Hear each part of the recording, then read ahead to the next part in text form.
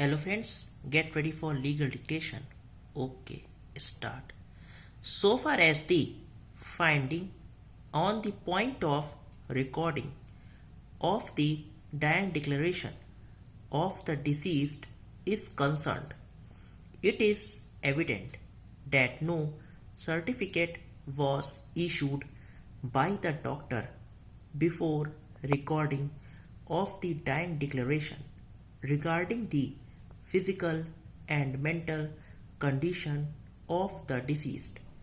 It is also apparent that the dying declaration is not in the question answer form.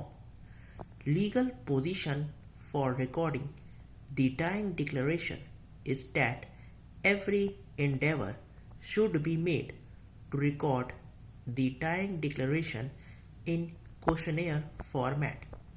Sanctity of such type of dying declaration is more in the eye of law than the other form of dying declaration, though there is no any general rule that in each and every case dying declaration should have been recorded in question answer form.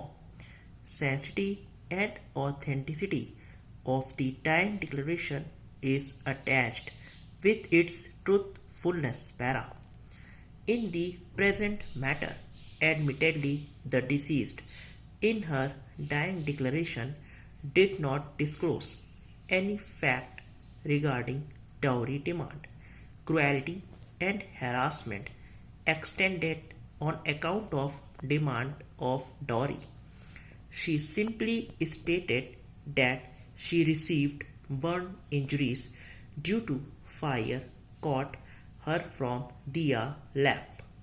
If the last line of the dying declaration is minutely analyzed in context with the other facts and circumstances of the case, and also with the sale deed said to have been executed in favor of the daughters of the deceased, dying declaration becomes suspicious document. The last line of the dying declaration clearly indicates that the deceased was under pressure.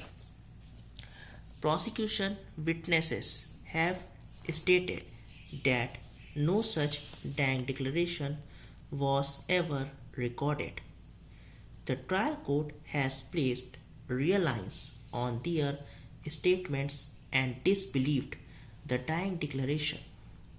If, for the sake of argument, the defense version be taken into consideration, that a dying declaration of the deceased was recorded, then also for the reasons mentioned above, the dying declaration appears to be a suspicious document. Thus, the court is of the view that the finding recorded by the trial court regarding the dying declaration is based on the correct appreciation of the evidence available on record. No interference is required by this court in the said finding para. As far as the letters said to have been written by the deceased and referred to by the appellants to establish the conduct of the deceased are concerned, admittedly, two children were born out from the wedlock of the deceased and her husband. Both are alive. In this backdrop, it cannot be said that the deceased was annoyed with her husband, therefore she committed suicide. The trial court has rightly rejected the contention of the appellants on this aspect. No interference is required in the finding of the trial court on this issue also.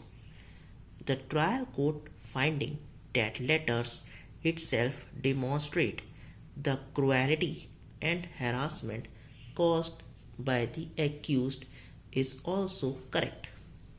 If she deceased was not medically examined earlier regarding injuries caused by the accused, then also the prosecution story on this basis in the bright burning case cannot be doubted. Stop.